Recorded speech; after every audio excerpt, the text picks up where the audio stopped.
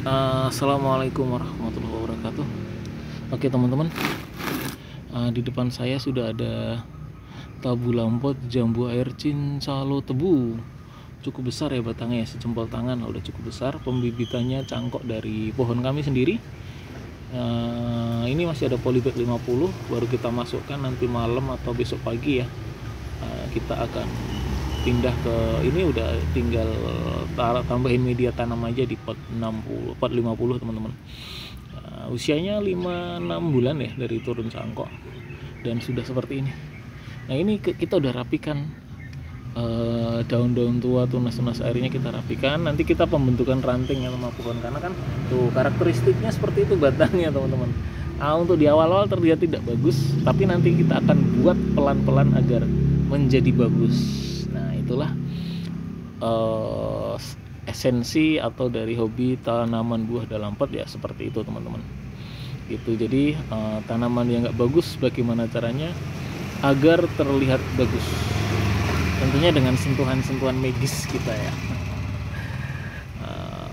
Oke, ini kali pertama kita nanam cincalo tebu di pot, karena kita nanamnya itu di tanah. Jadi kita mau membuat sudut pandang yang lain mengenai tanaman buah dalam pot, khususnya tabu lampot jambu air cincalo tebu yang memang rasanya empuk. Rasanya kok empuk ya, rasanya manis, legit, empuk, berbuah tidak kenal musim. Jadi menjanjikan banget ini cincalo tebu ini teman-teman ya.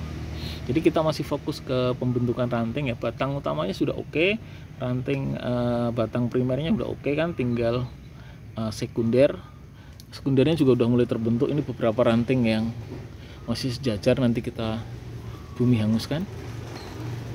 Kemudian setelah itu kan pasti ada tersiernya juga ya. Nah ini kan ada 2, kita bumi hanguskan 1.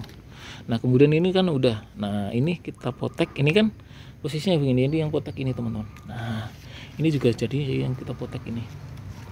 Nah kemudian ini juga jadi yang kita potek ini. Tujuannya agar keluar ranting teman-teman. Nah nanti kita rapikan kembali deh. Tujuannya agar muncul tunas baru sambil pembesaran batang primer atau batang bawah atau batang utamanya. Ini tujuannya di situ teman-teman. Apalagi ya, memang cantik sih, dalam arti batangnya. Kalau kan ada sebuah argumen bahwa namanya bibit itu ya kecil gitu kan.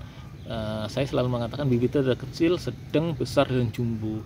Tapi sepengetahuan saya, sepengalaman saya, ketika batang cangkok itu dari batang yang udah besar atau jumbo, menurut saya sih lebih mudah sih dalam proses pertumbuhannya, lebih cepat juga dalam proses pembuahannya gitu. Kalau kan fokusnya kan ke pertumbuhan dulu ya teman-teman ya, menurut saya sih di situ. Jadi ya it's okay lah, semua sebuah perbedaan, baik di tanah maupun di pot pun juga ada sebuah perbedaan sudut pandang yang lain.